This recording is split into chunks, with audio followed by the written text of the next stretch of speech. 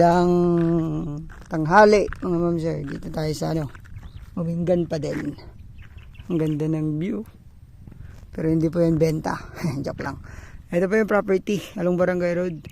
1 hectare. So paliko. Pa-curve. Pero along Barangay Road siya. Siguro nasa 40 meters din yung frontage nito. Mga ma'am sir. May solar light. Poste ng wifi. Tapos power line. Ito. 1 hektarya, sir, rice land. May tubig. May deep well kaya to, kuya? Irrigated to. Irrigated. Oo nga galing cold spring, Karasakas. Doon pala yung yung cold spring. So irrigated siya, tas may burol siya doon sa kasama natin. Pwedeng magtayo ng bahay doon, mga sir. Ito rice land, tas ito sa dulo may tanim na po na palay ngayon. Makikita po nyo po yan sa drone. Siship natin to. From National Road wala pang 5 minutes, dito ka na. 3 to 5 minutes travel from National Road. Tas ito, lahat ng madadaanan puro cemented road po yan, maluluwang, kasya po truck. Ito pwedeng fish pan. Ngayon bungad nito parang pero pwede dumaan doon, diretso doon, tas dito, pero dito ang entrance niya. From Tiplex 15 minutes mga ma'am sir. From Manila 2 to 3 hours. Ayan, punta tayo doon, pakita natin kung itong daan may labasang kuya po to, kuya na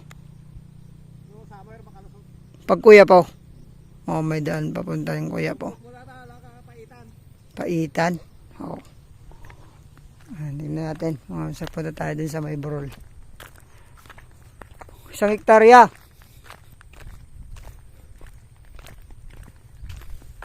Pare ako din.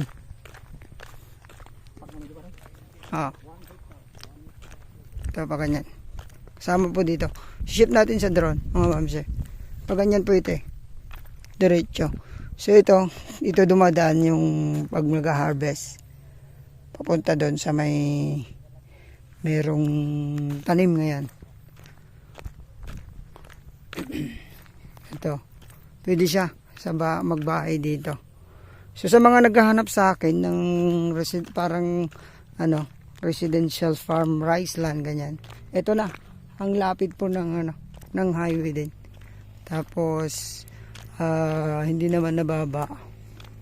So rice land to, irrigated, galing cold spring, Karasakas. May mga bahay. Ayan. Pag ganun po yan, mama, pag ganyan. Siship natin sa drone, makikita nyo. May tanim siya ngayon. So, yun. Mura din to. 1.5 million lang siya. Pag-usapan na lang po yung mga ibang sagot ni seller. Kasi personal daw tayo makipag-usap kahit kung tatawad tayo, para sure daw na may buyer, hindi lang ahente yung kausap. Ayan, ang haba ng frontage din pala, parang 50 rin. Ayun magandang hapon, magandang tangaling muli sa inyong lahat. Umingan 1 hectare, 1.5 million. Maraming salamat. Pagpalain po tayo ng lahat ng Panginoon. Thank you. God bless.